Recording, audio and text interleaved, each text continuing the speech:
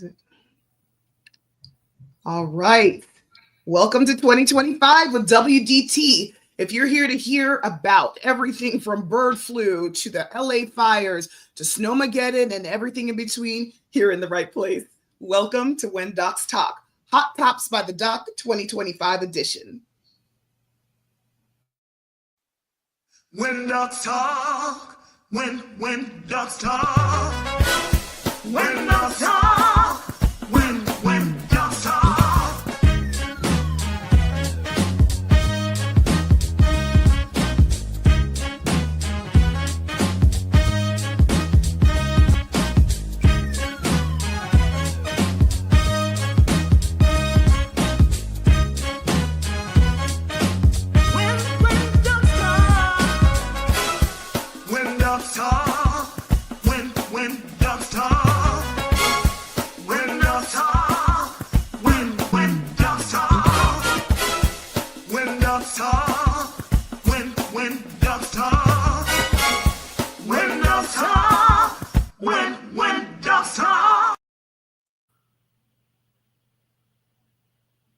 All righty. Welcome, everyone. We're really excited to have you here. We are When Docs Talk. We have been riding with some of you for a while. Happy New Year. Happy New Year to you all too, ladies. I actually haven't seen these ladies since the new year. Actually, I've seen Dr. P, but I haven't seen anyone else since 2025. So I'm really excited to see you all, and we're excited to be here with you all. So welcome to When Docs Talk. So this episode is kind of a free-for-all of a number of different things that have been on your minds. And the way that I know it has is because you all have been texting me, have you guys seen this? Are you going to talk about this? So yes, we are going to talk about it today. But before we do that, I want to just introduce myself and the rest of our crew to those of you who are joining When Docs Talk for the first time. So actually, I'll start since I'm talking already. I'm Dr. Adidiung Ipe Apo. A lot of people know me as Dr. Didi. Didi, all of the above is okay with me. I am residing here in Georgia, but originally from Miami, Florida. My parents from Nigeria. And I'm an emergency doctor, also internal medicine trained, public health specialist as well, and a mommy, a wife, a girlfriend. So all of those things I bring to the table when I discuss this. So just keep in mind, I wear many hats, and I'm happy to share with you and talk with you today. On that note, before we introduce our other people, please interact with us. Drop a 1 if you're joining us now. But I'm going to turn it over to Dr. P. Hey, so I am Dr. Sonia Pinson. I am a U.S. Navy vet, and I'm a family medicine doctor by training, but I work in an ER setting and reside here in Atlanta, Georgia, and get to hang out with these beautiful ladies this evening. It's been a while, so I'm interested in what kind of, conversations we're going to have. We always have some good stimulating conversations, so I am here for it. Yes. All right. What's going on, Morgan? Hey, my name is Morgan Jones. I hail from Brooklyn, New York. I am a registered nurse with a background in emergency medicine and psychiatry. It's a pleasure to see you guys today. We want to have lots of fun today, talk about a lot of crazy things, a lot of pertinent things, and I'm just looking forward to this wonderful show. All righty. We see you over there, right. Dr. Yuli. Yeah, I was trying to hide, but like the mute button would let me be great. But to those who don't know and love me already, I am Dr. Yolanda Harrison Lloyd, also known as Dr. Yuli. I am a board certified family medicine physician who has recently opened her own practice, the Healthy Woman Atlanta East, over here by the East Lake train station here in Atlanta, doing big things, doing mostly family medicine, also some urgent care, minimal OB interaction, but I also have a great team there with me. I too am a wife, mother of a little boy and little girl, Bone Crusher 1 and 2, who are starting soccer in a week. Yeah. Oh boy, I'm not afraid. Yeah, well, they're going to be out there. Let me tell you, they get out there no matter. See, my older son plays soccer. It was 20 degrees. They had those kids out on the field doing their thing. So they're probably going to tell her little babies, put on a coat, get some leggings, and do what you do. All right, then. Cold doesn't But really bother my anyway, son. My daughter, she ain't your having daughter, it. you're not going to let her play? No, she's not having the cold. So Oh, she won't let her play. Like she got gotcha. out in the snow and was like, oh, that's cute. Where's my blanket? I'm with Well, her. we are When Dogs Talk, and those are all our crew. We actually are missing a few people today, but we're sending love to them, and we're gonna have a great discussion, just the four of us, ain't we, ladies? Yeah. Yes, we So are. we sure are. Before we go on, actually, I just wanted to ask you all out there, because I see some comments coming in. Oh, I see something from cousin Dr. Yuli. So you got your cousin on here. She's sending you a shout out. But the main thing is 2025 is almost 1 full month in, right? We're already on the end of January. I don't know where this year is racing to, and this month. And we just want to welcome you if you're joining us. I see a few new people joining. Thank you for watching us this 2025 edition. We want to know a little bit about how the year is treating you. So drop a 1 if you're living your best life in 2025. It's just looking like this is going to be your year. Ladies, you can hold a 1 up if you just know this is going to be your year. Oh, Morgan's like, yeah, what's up? What's up? Yes, yes. I have full faith that this year is going to be very impactful in many directions for a lot of us. So how many of you made resolutions out there? Drop a 2 if you made a resolution, and then drop a 3 if you've already broken it. Why are you shaking your head? Dr. Yuli, you didn't make a resolution? The only thing I did was I said I was going to do dry January, and I have successfully done so. There are 5 days left. Not like I'm counting down. Okay. Not 5 days, how many seconds? Yeah. Yeah, exactly. Maybe I have a timer on my phone. I may. Tell me a little bit more about a dry January. What does that mean? And what's in your cup right now? What are you drinking? Coffee device. Right. This is a coffee device. Okay. But no, just I'm doing a lot this year for the betterment of myself without saying this is my New Year's resolution. I feel like that's calling attention to you to fail, right? So I just kind of quietly was like, you know what? I'm gonna go the whole month of January and I'm not gonna drink alcohol. So I just kind of quietly did it. My husband didn't even notice for like a week. And then he jumped on board. How are you feeling? How are you feeling not having the alcohol? Actually, I don't feel bad at all. Like I jest about, I can't wait till it's over with because, I've found that like maybe sometimes I want to have a glass of wine with my dinner, but I'm like, no, I'm just give me some seltzer water.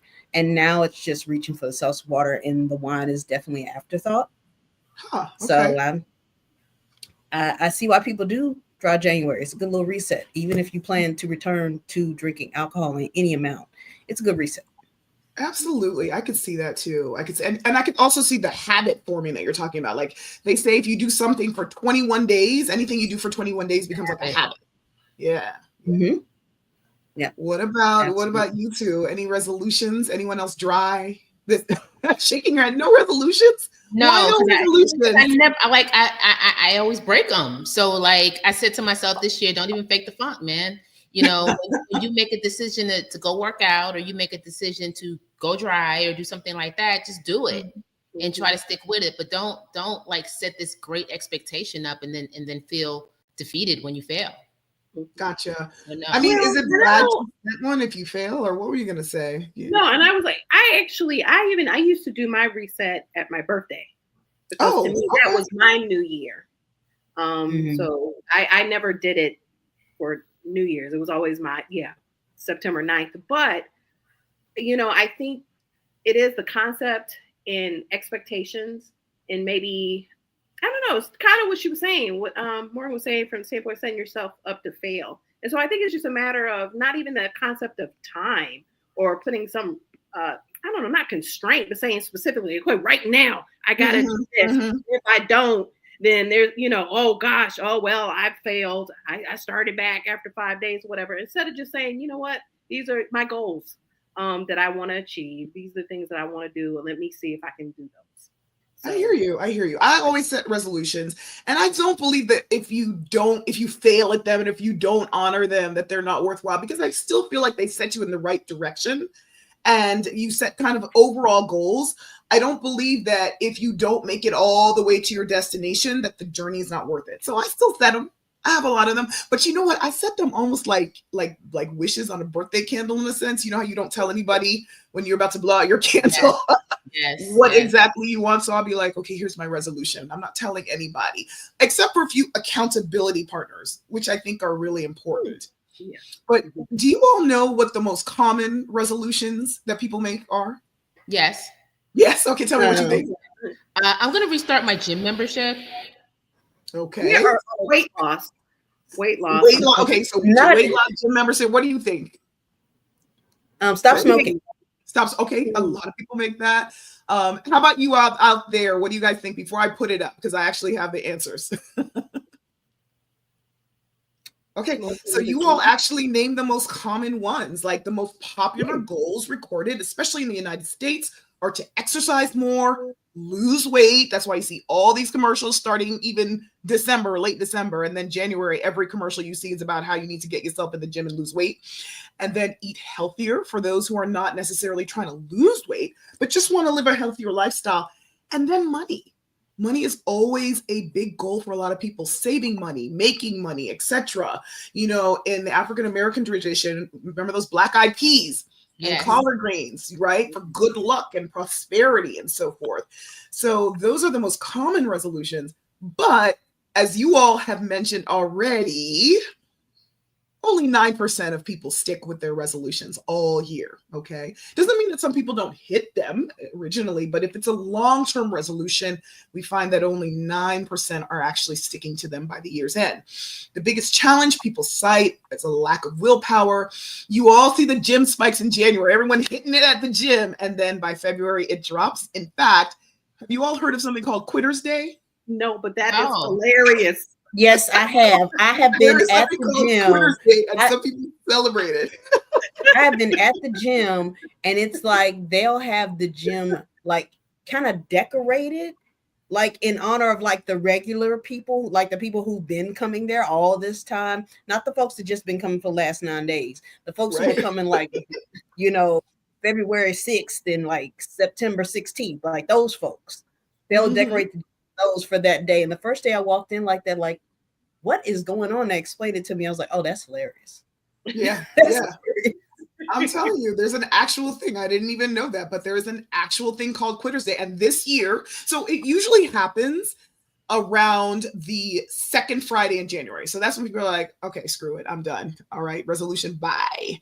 But this year, particularly, that was January 10th. So if you have a resolution and you made it past January 10th, you have passed the Quitter's Day. So give yourselves a hand out there. But there's a new trend. Yes, we're clapping for all of you. I'm clapping for myself. It's past January 10th. So, and I'm clapping for everybody else out there.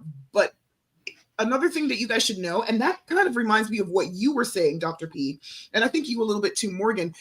There's a new trend where instead of setting resolutions, they're setting intentions and like overall goals. So not calling it a resolution, but they're calling it word of the year.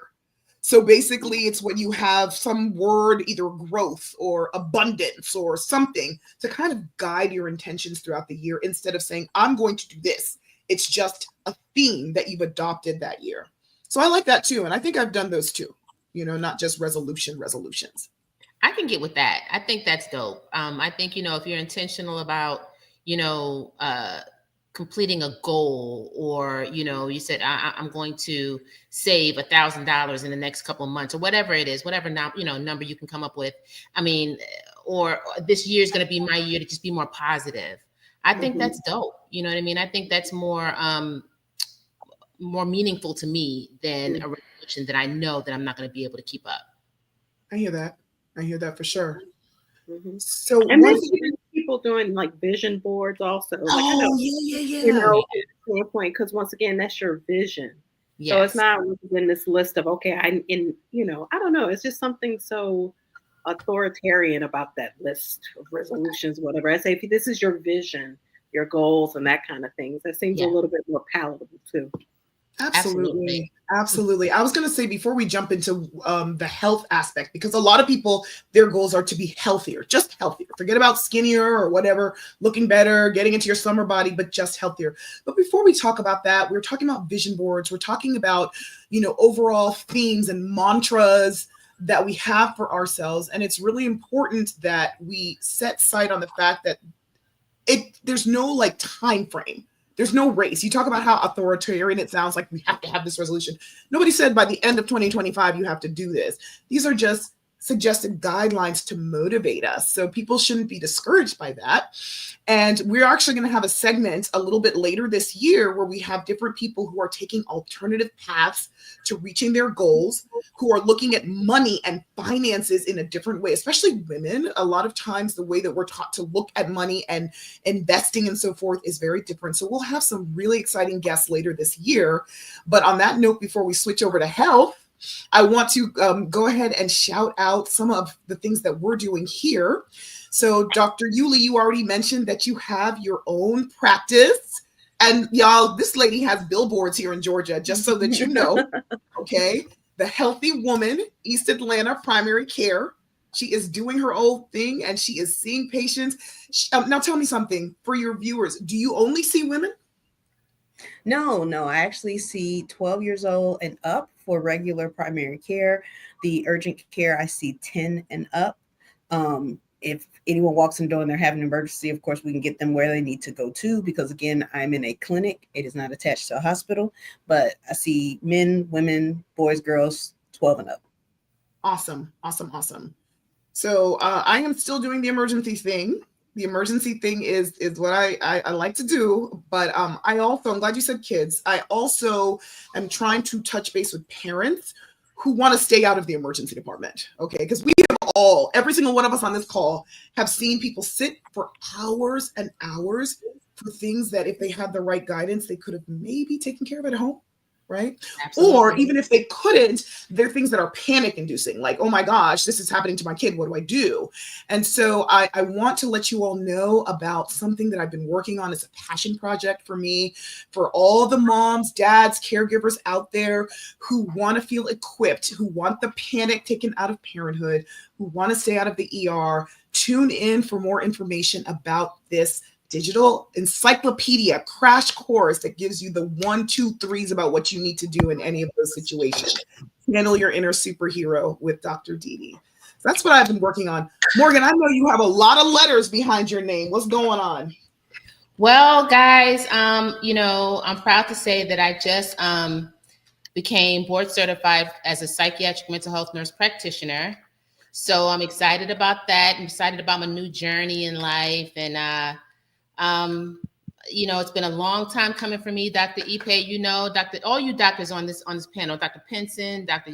Yuli, you guys know it's been a long time coming for me, and I'm just glad to be completed. I feel great, feel accomplished, and I'm looking forward to this year. Awesome. So happy, so proud for you. Thank you. Very proud of you. Because I remember this whole journey, and when it started, I remember when we first talked about it, and you did it, girl. You were there. Yes. There. I love it. Love it. One of my greatest supporters, and I appreciate that. Always. All right, Sonia, anything new, exciting? You want to tell us anything you want us to keep our eyes on, cross our fingers for? My sanity? No, I'm just kidding. That part. You got it, twin. No, for me, I guess I did kind of set a goal for the year. I think it's about being positive. And I know that might sound a little simplistic, but it's for all of us. So, it had been rough, the however many last years, and it's going to probably be rough another however many years for various reasons. And so I had to really decide, how am I going to face the upcoming new years, and how am I going to navigate? And so really for me, it had to deal with my spiritual life, and really what I'm focusing on. And so for me, and this isn't any endorsement for one religion or the other. There's various religions and how people think and that kind of stuff. But I know for me, I believe in God and I believe in Jesus. So really that's what I'm focusing on. And I think that was one of the things maybe that he was telling all of us, is that maybe we need to reframe our focus, not necessarily on man, people, but maybe a higher being, a higher calling. And so that's really what I'm working on right now, is working on that. So That's awesome. That's awesome, Dr. P. That really is. I mean, like that's an admirable thing to be working towards. Because it's not always an easy thing to do either. No, especially not. when you focus on it. When you focus on Christ, the devil gets busy. So well, that part, yeah, but yeah. once So again, when you have your focus in the right place, regardless. yes. Now that's it. That's a maturity I haven't reached yet. But you should be able to be content. That's what they say, and focus regardless of what's coming at you, or Absolutely. thorn in your side and that kind of thing. So that's what I'm trying to focus on, is working on that. I Yes. love it. I love it. All right. So let's jump into the hot tops, okay? Because there's a lot of things. We've been getting a lot of questions, things that people want to know about just from an educational standpoint. And other people just want to hear the tea, what we think, what's going on. So I'm going to start, since we're talking about health and goals and wellness, let's start with the health current events that are going on and just let people know. So people have been asking, and I got a question, I'll read it. They were asking, do we still need to be worried about COVID? And do I still need to be worried about the flu? Okay. And I see you guys nodding your head. The answer is yes, you do need to be worried. Let's address the first one. So COVID-19 is there. It is not the disease that we saw 5 years ago. Okay. I have not personally seen anyone dying of COVID now. Does that mean that there's nobody dying of COVID? No, that does not mean that. It just means that it is a more manageable disease because it has weakened, one, and there have been many measures, including the vaccine, that have made it a lot easier for us to handle COVID, even people who are a little sicker, those with a lot of health conditions. And so that's the answer to that question. But in addition to that, I just wanted to share some stats and facts about the flu and cold season this year. Okay. So just so you know, as far as the 2024-2025 cold flu and COVID-19 season, there's been about 34 million cases of the flu reported in the US, with about 380,000 hospitalizations / admissions. Deaths, there are about 17,000, including some pediatrics. So it's still a very serious disease. It's not something that you want to get, so you want to protect yourself against it. The flu vaccine helps. A lot of people are like, oh, I think I got the flu after the flu vaccine. Again, it's not a vaccine that makes it so that you can never get the flu. It's something that lessens the impact of it. So you're a lot less likely to die from the flu or have serious illness, serious morbidity from the flu if you had the flu shot. So that's the flu. But COVID, just to give you some stats, even though I already mentioned it's not the disease we knew, the test positivity rate here in the US, according to the CDC, is about 6.6% as of this January 11th. So the day after Quitter's Day. COVID's not still trying to quit itself. Vaccination rates, about 23% of adults have received the vaccine this year. And there are some hospitalizations, about 22,000 hospitalizations this year. So it's not like it's not there, but it's not killing people. It's still wise to protect yourself in the best ways you can see fit. Now, some people ask me about RSV. Have you all been seeing RSV? Mm-hmm. Yeah, absolutely. Now, RSV, respiratory syncytial virus, is typically something that affects children, okay? But it does affect the extremes of age. So children or older adults can also have bad cases of RSV. It's not that everybody can't catch it. You can catch it as an adult, but it's usually not going to be very severe. But there is actually one of the people I work with who she's a full-grown adult. She got a case of RSV, still coughing till this day. Like she's been coughing for like months now. So it can be very challenging. It may not put you in the hospital. It may not kill you, but it's not something you want to get.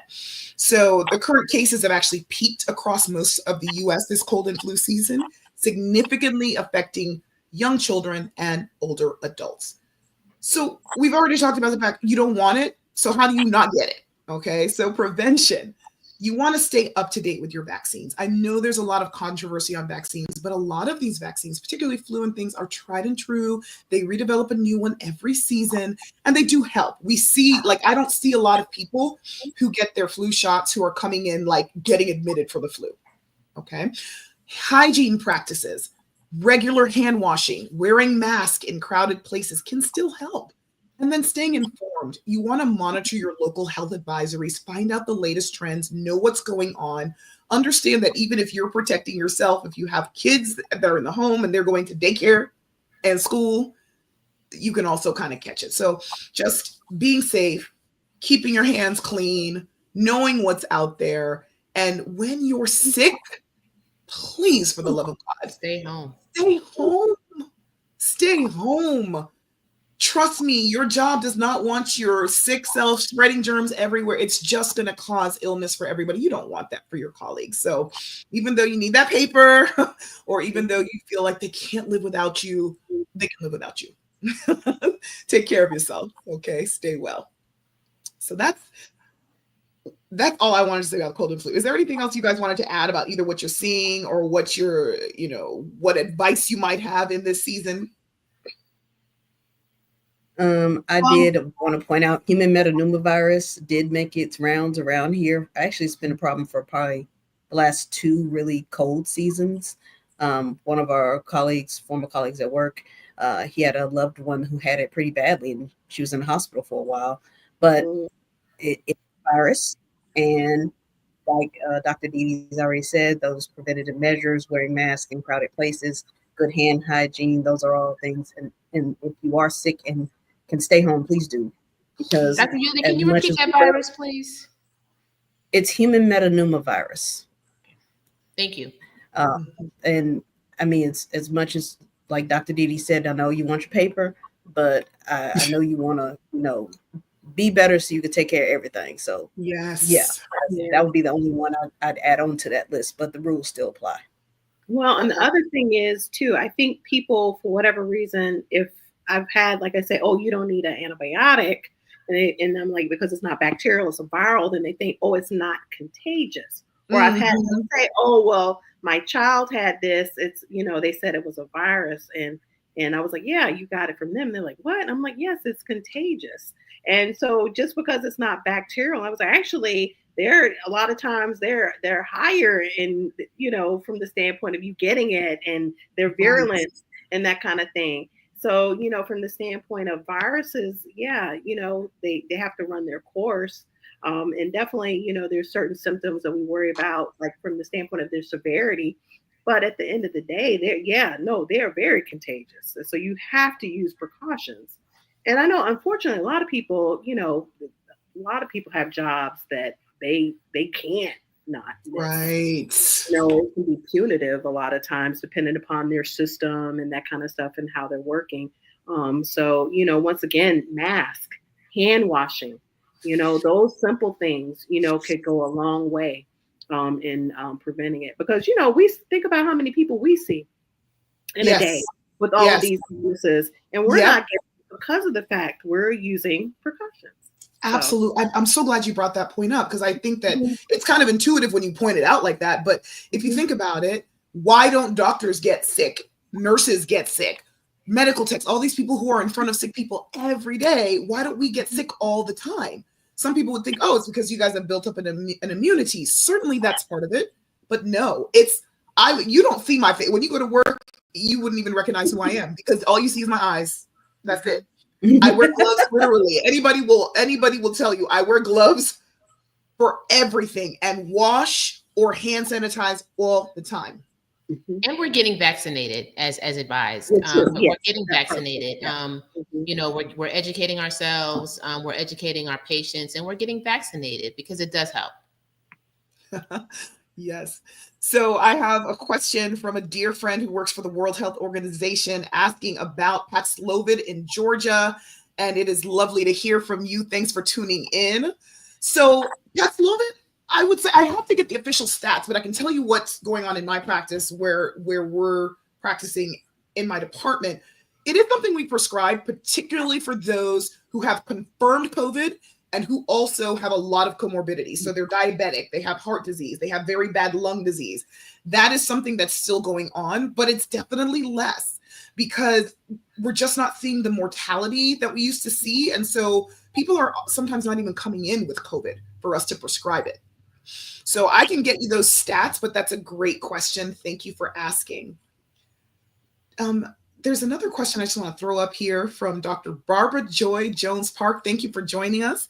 She's saying, oh, actually, she's giving us information. She's saying multimodal. My baby's just got over norovirus and I didn't get it. So norovirus, that can cause a lot of diarrhea and sort of gastrointestinal disease, especially in young kids, but certainly in older adults too. And she is protecting herself and didn't get it. So I hope your babies are doing better. And thank you for sharing and for tuning in. Yeah, and then it depends on how well one person can fight versus another. And that kind of stuff, you're not guaranteed to absolutely get it. So she is correct. It's a lot of different factors that go into it, but definitely using precautions is definitely 100%. Absolutely. And Dr. Jones is my business partner.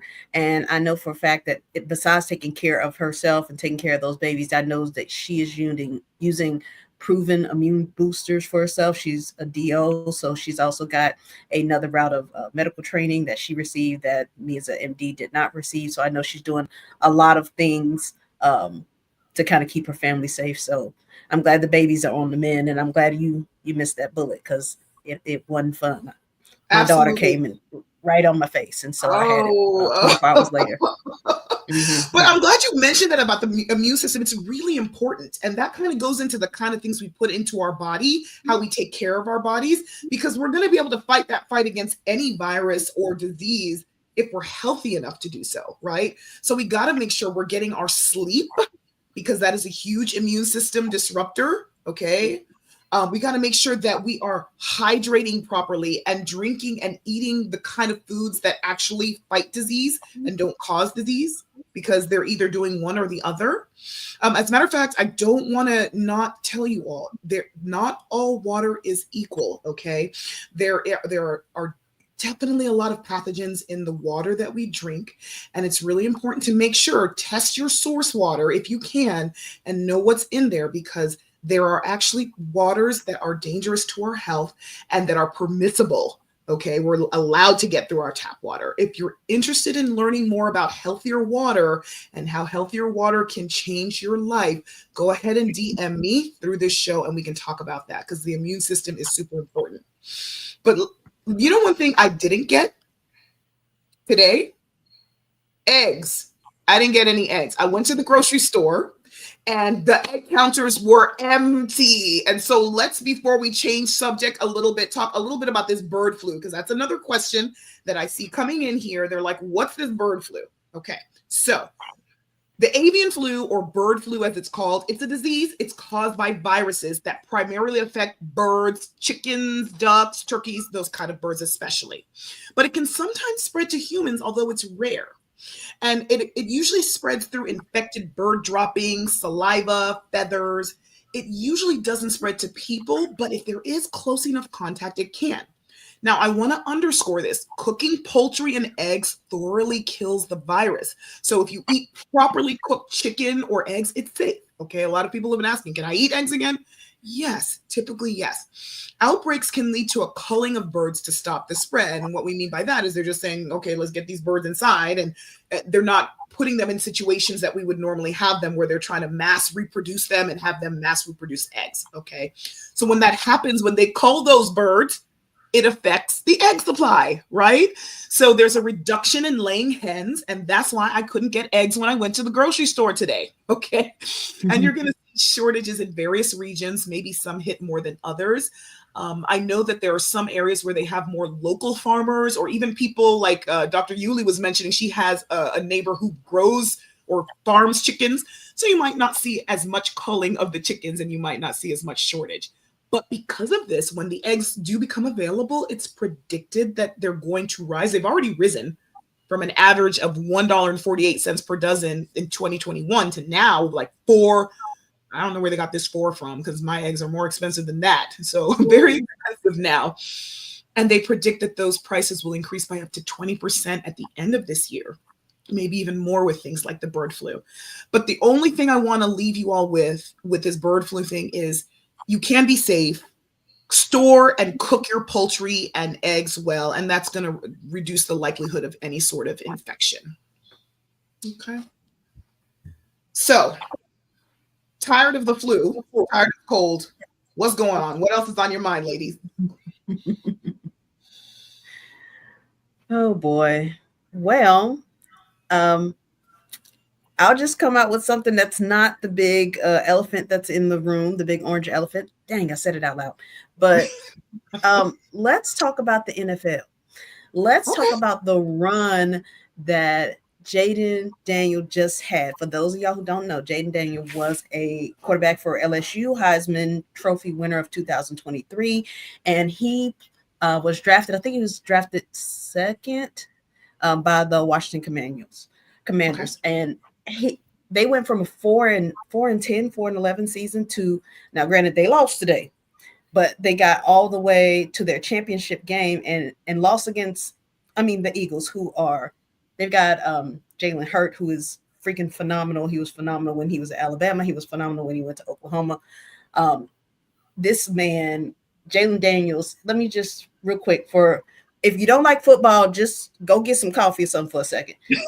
This man had, most of his games were over 60% percentage completed passes. Today, he was 1-1, 1 touchdown, 1 interception, but he was throwing 5 touchdowns, 3 touchdowns. This guy's, as a rookie, this is his first year.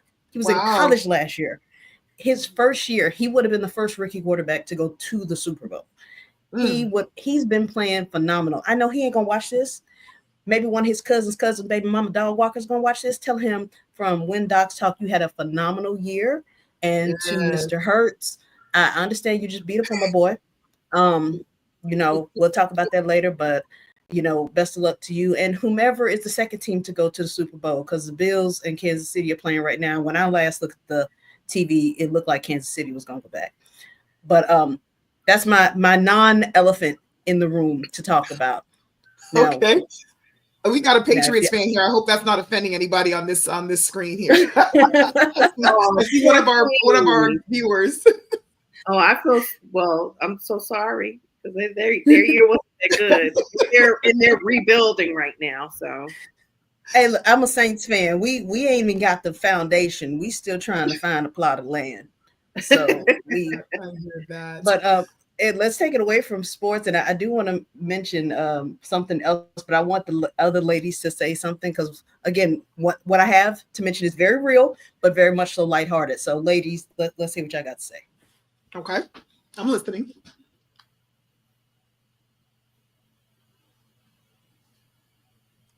Oh, y'all want me to go ahead and come out with it? Go ahead. Let's talk about the Contraception Begins at Erection Act. Okay, this is a real law that is it's a bill in the state of Mississippi. It was put up by Mississippi State Senator Bradford Blackman. This is his first term. The guys out here, they doing first terms and stuff, and they just come out there and basically they're saying, if you discharge genetic material without the intent of impregnating a woman, you are going to be fined. You're going to be fined $1,000 the first time, $5,000 the second time, and $10,000 for any subsequent time. So you see how idiotic this sounds? How would this even be policed, and how would you even monitor that? Right. And how would you enforce it? Knowing it wouldn't pass. Okay, he wrote the bill knowing it wouldn't pass, but he wrote it to kind of show, like, well, look at what you're doing to women. The state of Mississippi, if you are in need of an abortion, you're just SOL.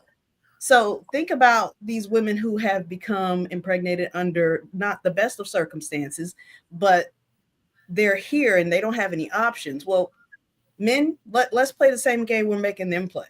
And so he wrote this knowing, he's like, I already know this is going to trash, but a lot of people's eyes are getting on this bill and they're thinking about it. I thought, are you certain it's going to trash? Because this is the thing, we would think that, but nowadays I'm not sure if it's not something that some people would honestly consider. I think maybe we should do that. Other than Mississippi, Maybe. And I say that with love. Winona, Mississippi, Grenada, Mississippi, Kalamaka, Mississippi, all these little small towns made my father the man he is today. I have a deep love of the state of Mississippi. That being said, they're not voting for this. No, but I guess and that's just not even Mississippi. I just think nationally, the way the tone is right now, I don't know if people are really going to look at that and think about it seriously. Think about the juxtaposition of what you're putting women or the position that you're putting women in. I don't know. I think you're giving people too much credit. I hate to say that, but I do. I really do. And this is the thing. I really think that there's a lot of nuance to the discussions about reproductive health. I really do. I don't think that they're black and white on any side. That's just the truth. But I do think that this erection from contraception or contraception from erection is absolutely asinine.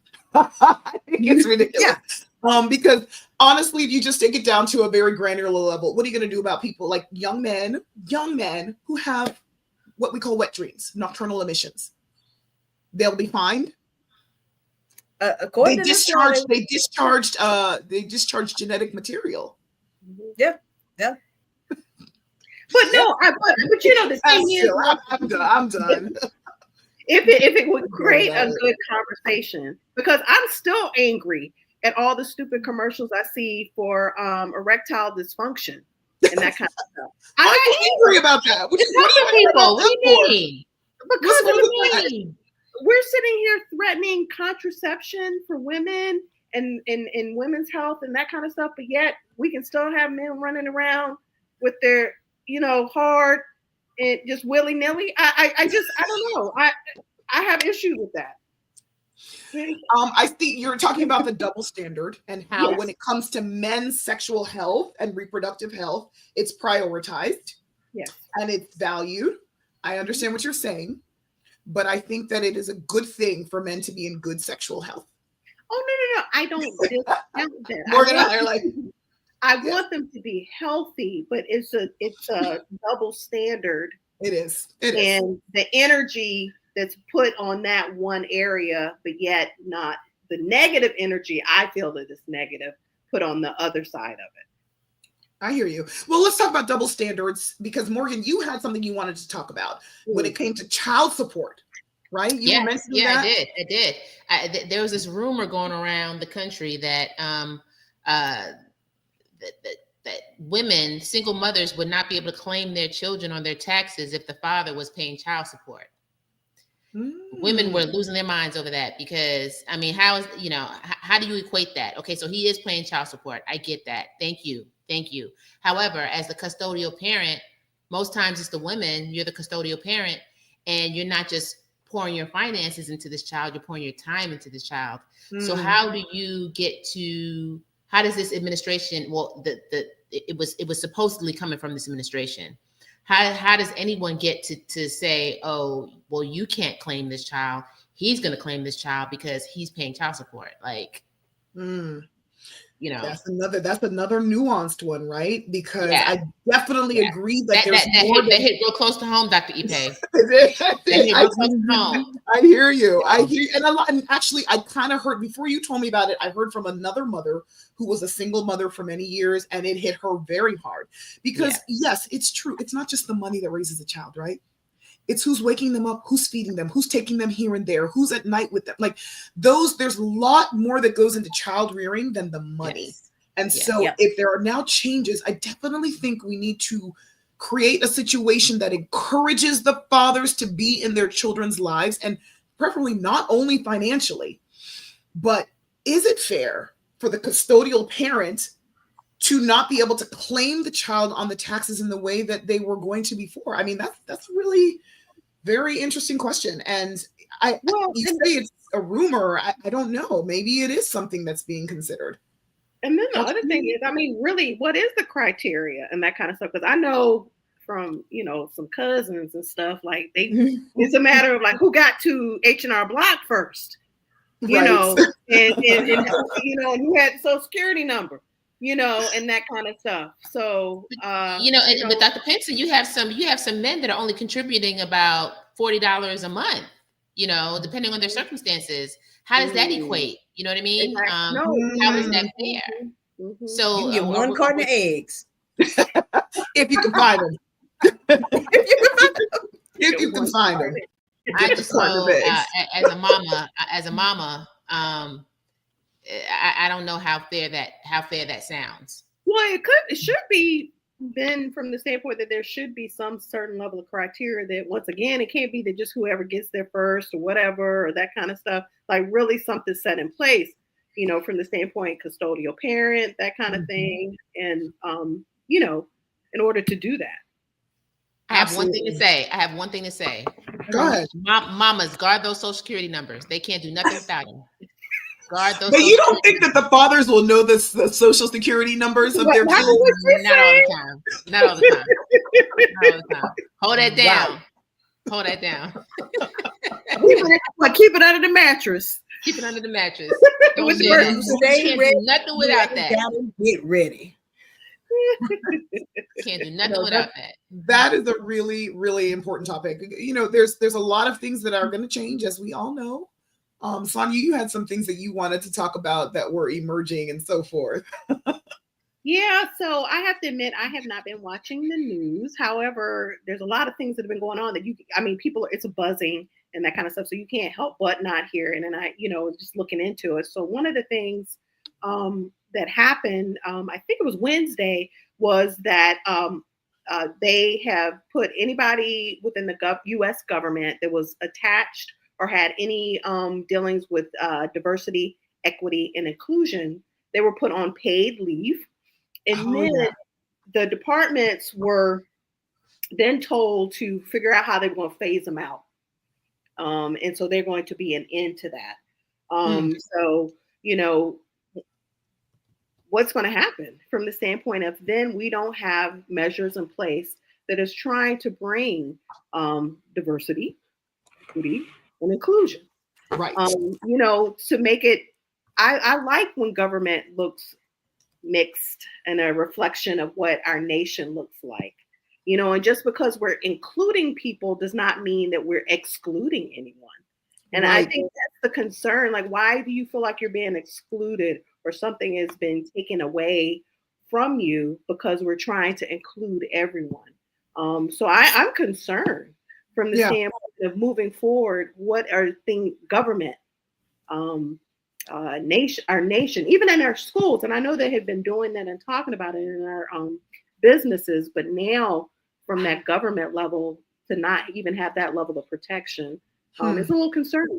And definitely it's going to, and see, the thing is too, I can't say that it's just impacting me because I'm a woman of color, because I'm Black. That impacts everyone. Right. Absolutely everyone. Men, women, every color, every creed. But I don't think people see that. I don't think it goes back to the whole show that we did on diversity, equity, and inclusion. People see it as a 4-letter word. They don't realize the benefits, the growth, and the strength that come from including others. They don't realize that this country was built because and is strong because we are a nation of many. Okay. We are a nation of various backgrounds. We learn from each other. We uplift each other, and we are stronger together when we're not all the same. And there's also a sense of entitlement that a lot of people have, where when you share opportunities, it means that opportunities are being taken away from you, like it's being stolen from you. That's a false narrative. And another thing is that people fail to realize that there are other because the traditional thing when people think about diversity and inclusion, they think about race, they think about gender, they think about sexual orientation. But there are so many things in this world that people are getting advantages for that have nothing to do with that nobody is even talking about. Mm-hmm. And people are getting upset because in their minds, they think that DEI means hiring or giving opportunities to people that don't deserve it. That's where there's a problem and a backlash, because that is the true belief of a lot of people in this nation, is that DEI means people who didn't deserve it. And that's just not the case. It's not at all. It's not at all. And then, kind of going into that, there's a book called The Sum of Us. And not quite to dealing with this, but then again, it discusses racism and what it costs us as a nation. Yes. I mean, money-wise, there's a cost to that that people don't think about. And then actually, I'm just reading too, somebody put that people, it includes people with disabilities. So Yes. these are people with disabilities that they are often forgotten in the workplace. And so this equips people that, once again, might not necessarily, they could be overlooked from the Yes. standpoint because they look different. They are different. And it's a matter of, hey, and it's not trying to get somebody that's not qualified for positions. It's just a matter of, hey, let's just make sure that we're looking at everybody. Let's just make a conscious effort. Right. Once again, that's not taken away. It's not. And I think the first thing that a lot of people think is if they have a disability, they probably can't do it. And it's not fair to take the spot of somebody who is able-bodied. But people just devalue and really underestimate the strength of human beings and the gifts that we have to give. And they don't always come in the same package. Exactly. That's the problem. Mm-hmm. So yeah. I don't know. It's concerning, in what's going to happen from that standpoint. But yeah, that was something that that really piqued my interest. I love it, and I love. Look at this. There's an African concept, Ubuntu. I am what I am because of who we all are. I love that. I absolutely love that. Thank you, Hodges. So we're talking about attacks on diversity, equity, and inclusion. What about attacks on public health? Mm-hmm. You sometimes feel like, I personally feel like somewhere around COVID, there was a shift in how the medical profession was looked at, and especially measures to curtail mass widespread of disease. And I'm sure some of you recently have heard that the United States will now, kind of pull out of relations and any sort of relationship with the WHO, the World Health Organization. Wow. Moreover, the current administration has asked that publications from the Centers for Disease Control, the CDC, particularly their MMWR, that's a weekly report that they give on morbidity and mortality, be halted. We all saw personally what happened in the face of COVID when people were asked to wear masks or to distance themselves in order to protect the others from the spread of disease. It wasn't pretty. It was a lot of outrage and uproar, I should say. And so, do you all feel like there is a war against public health measures? You're on mute right now, Sonia, but your face said, now she said, no, in science. Oh, okay. So, yeah. So from the standpoint of, I think a lot of these things that we discuss, they're always ever evolving. We all learn from the standpoint of all of this information that we get from all these different organizations and that kind of stuff. So they're able to obtain information, to be able to do studies in order for us to be able to develop medicines, management, those kind of things. So if we lack those things, we're not going to be able to do our jobs and to help people and to put forth health initiatives. So, but we require that, which is part of science. Right. But what do you think it is? Like, you would think that as a society, we want a world where we're all making sure that we don't catch things. Like on the very basic level, like, I don't want to get sick. You don't want to sit. We don't want to get sick. Nobody wants to get sick. So what is it that people are so opposed to being directed when it comes to public health? Because they don't want their freedom impeded or put upon. So if it's not affecting me, why are you making me do this? Yeah, I'm not sick. I don't see anybody else that's sick. I mean, I know, so why is it that you're making me do this? And then on top of that, I don't know. I just read this thing on Google search that said, actually, all that stuff you're saying is wrong because this one person, they looked up something and it was wrong what you're telling me. So that's the other thing too. The The mistrust. There's like a mistrust. advent of disinformation. Right. On top of that. Mm-hmm. So I mean, it's a lot of different factors. You think there's some fear in there too, Dr. P? I think fear. So. Yes, fear and mistrust too, because I'm not going to say that there. To be fair, there are things that have happened that people should have some mistrust. From the standpoint of how studies were done, and of course, people have brought up, the Tuskegee right study, and even just studies, there's a book, I think it's Medical Apartheid, but it talks about all the horrible experiments that were done to people, whether it was race or based upon their economic level, poor people. Yes. They were doing experiments on people in the sake of science and in medicine. And even, thinking about gynecology. How did that come about?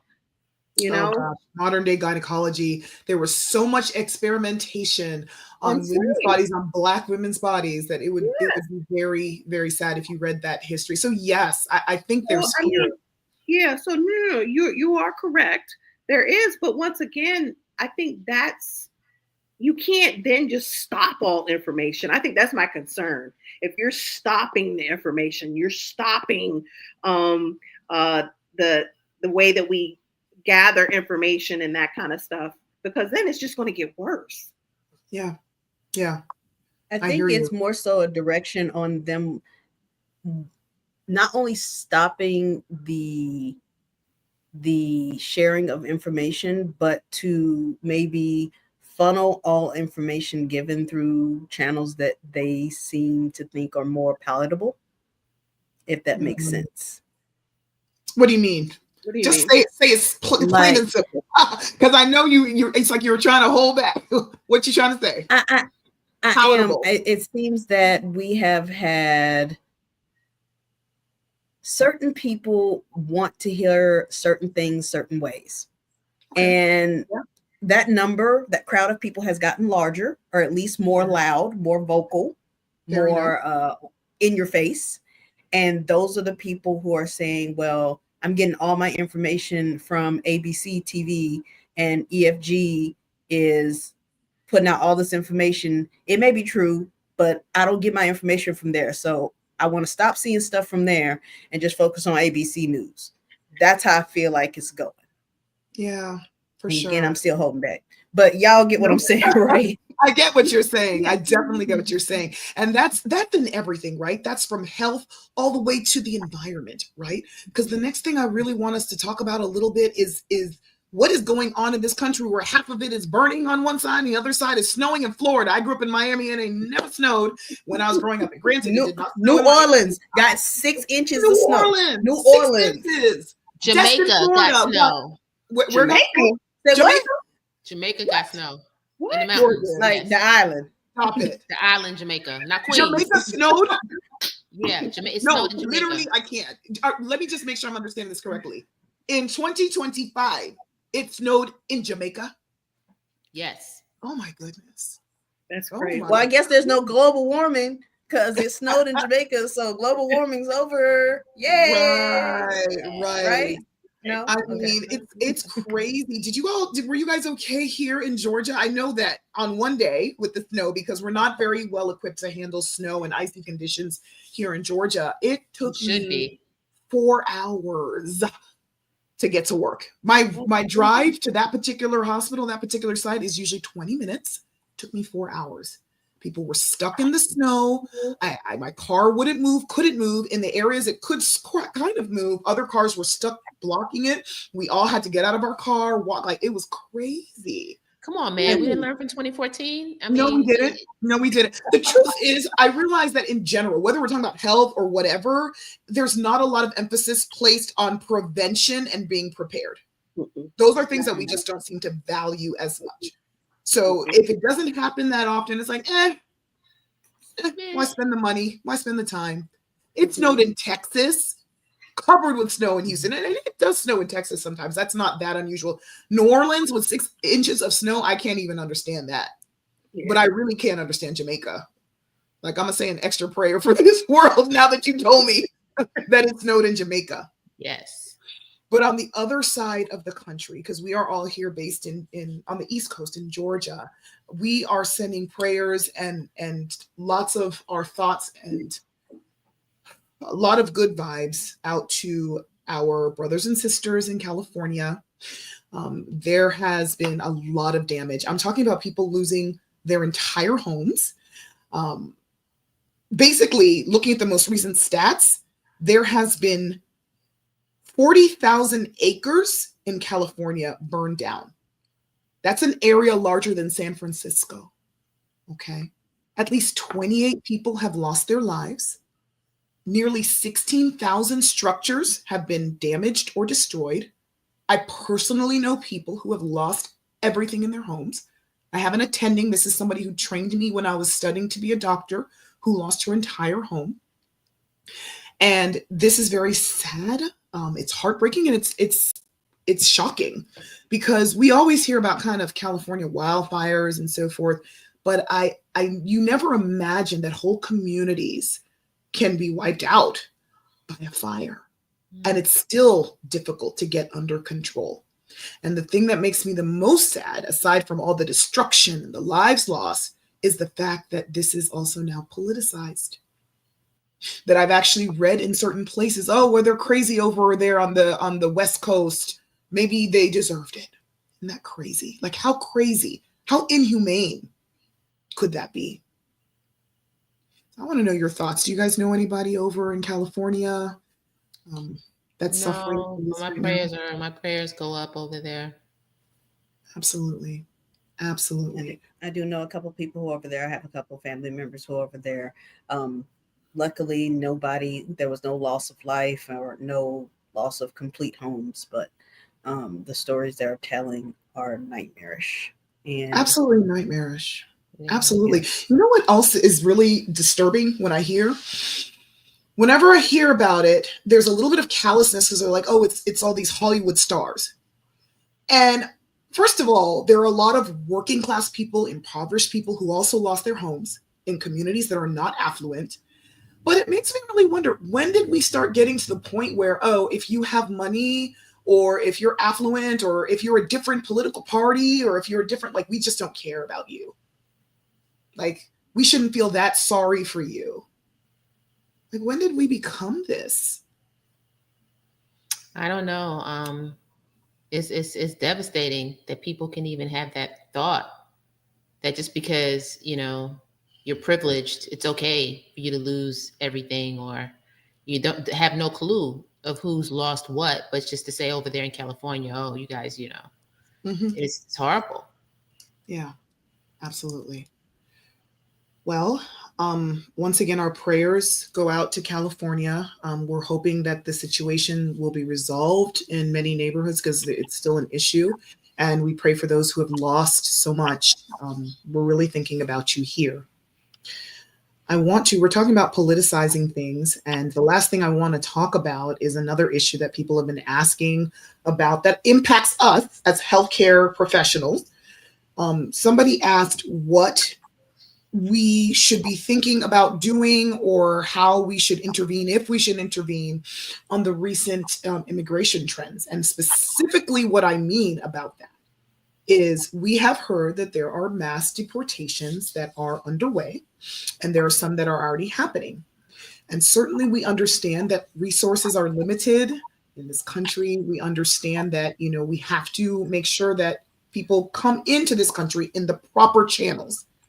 However, we also knew that when we were treating patients in the hospital in the past, we never had to worry about their immigration status and things like that. We would just treat them because they are people who needed our help. So now my understanding is, if you are undocumented in this country, whereas before they could not come for you in churches, hospitals, school, that is no longer the case. They Thoughts? can come for you. Weigh in, ladies. Is this going to change the way you practice medicine, you think? Hmm. No? Not me personally. I mean, I can't, I have nothing I can do when it comes legally and and how they're dealing with stuff. But I know for me, it's not going to change how I navigate or how I do things. Right. But do you think it's going to change? Like, do you think people are going to come in sicker? Or do you think people who should be coming into the hospital are no longer going to because of the fear? Now, it will impact, it will impact people's health. For And, sure. And even legally, from the standpoint, if you have people who are concerned about reprisals or somebody's going to tell on them, there's going to be more abuse, more crimes committed. All of those things are going to be a factor too, even beyond their health care. Okay. But do you think it's necessary? Oh, sorry. Go ahead, Morgan. I think people are going to be sicker. I think, people who come in for undocumented patients who come in for dialysis, for example, and they come in and the emergency room is their way to get dialysis. Now, if they're scared to come into the emergency room to initiate dialysis, people are going to die. People are going to be sicker. We're taking the humanity out of healthcare.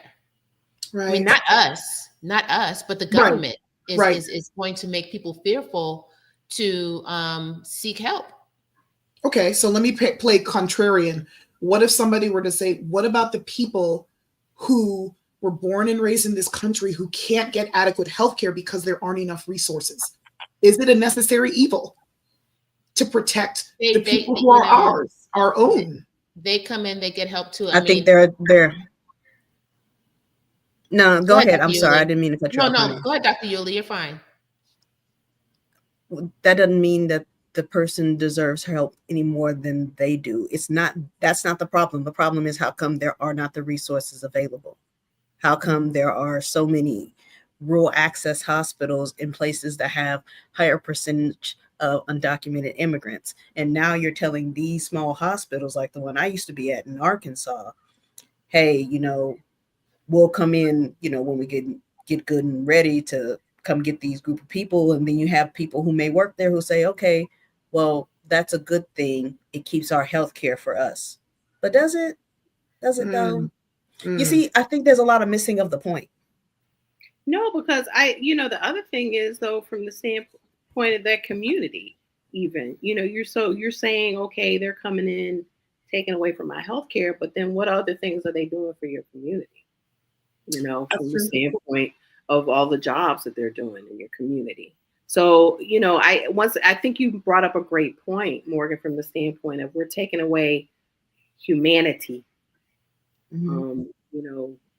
from people, and who they are, and making them into, a thing that we can just say an alien, an alien. Yes. Right. And I hate the word. So it's very hard, for me, to sit there and talk about them in such a way. And I get it, once again, how you were saying things aren't black and white. There's a lot of nuances. And so from the standpoint of having to go then to this criteria that's so ugly. Yeah. And it's terrorism. You're terrorizing people. If you're snatching them away from their family, throwing them into something and sending them somewhere. That's terrorizing. Yeah. It's terrorism to me. So it's but you know what? I think it's nuanced. I absolutely agree that I don't think that that's something that anybody should have to worry about when they're fighting for their life to a hospital. Mm-hmm. But I do know that this is a very nuanced discussion, and I hate that it's so black and white. Yeah. I hate that there's some people who are like, absolutely, that has to happen, and they don't even bat an eye about the fact that people are coming into schools and churches, places of worship, and hospitals. And I also think that it's important for those who are like, this is awful, this should never happen, to also see that there are resources, and there's a limitation sometimes. But me, as a practitioner, just like you all, I'm going to treat people the same way. I'm going to continue to deliver the best healthcare to anybody who walks through those doors because they're human. I don't care what language they speak. I don't care how they look in terms of their race, ethnicity. That's just what it is over on this end. Yeah. Okay. Well, no, go ahead. The thing that they teach us in school is that none of that matters. You know what I mean? Like, none of that matters. It doesn't matter what race, creed, color. We're taught to advocate for our patients regardless of what they look like or what they sound like. So that goes against everything that we believe in, everything that we're taught, the fiber of our beings. It goes against everything. For me to turn, the implication is for me to turn my back on someone that needs me. Is that going to change? Yeah. Right. You said that's everything we were taught in school. I'm wondering, are we still going to be taught? Are they still going to be taught that? And then from the standpoint now, if we're saying, hey, listen, we don't need to think about the health as a world concept and diseases and that kind of stuff. And I mean, is that something that they're going to advocate to change? Yeah, I can see it being turned into an elective. Y'all laugh, but I'm so serious. Compassion 101. You can take it if you want to, if you need a few more credits to finish. Right. I'll teach. Right. But honestly, ladies, I think there's so many things that 2025 has really already put on our minds. It's already been a very eventful month. I think we need to buckle our seatbelts because I think this ride has only yet begun. I hope that it goes in the right direction in a lot of cases. I do know that from our end, we're going to continue to uplift our communities. I know that we have a lot of great shows coming up. We're really excited that all of you joined us. We have a great year ahead of us. Lots of information, not just on health, not just on current events, but also things that we hope will help pour into you and help you grow. Things that really will challenge your thoughts and challenge the kind of way that you live, how you take care of your bodies. We are prioritizing things in our own lives and hoping that in some of these provocative conversations that you all might have some changes too and some shifts. So I just want to, before we take off, I want to just let you all know, stay tuned because last year we talked about we protect predators as a society. We have part 2 coming up and we have Valentine's Day around the corner. If you guys can remember, we had a whole segment on women's sexual health and OOO. So we're going to revisit that episode in a very fun way. Tune into that too. But in general, make sure you check us out here on YouTube, Facebook, even Instagram. Like, share, let us know what you want to talk about. And we will see you next time on When Docs Talk. Thank you so much for joining. Happy New Year. Hope the rest of your month goes well, and we'll see you next time.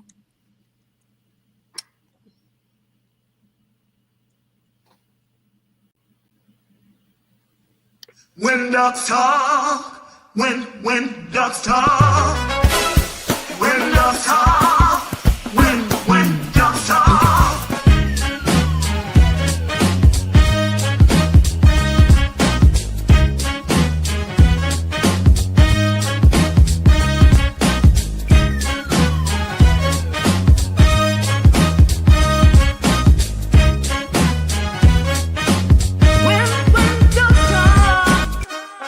When dogs talk, when dogs talk.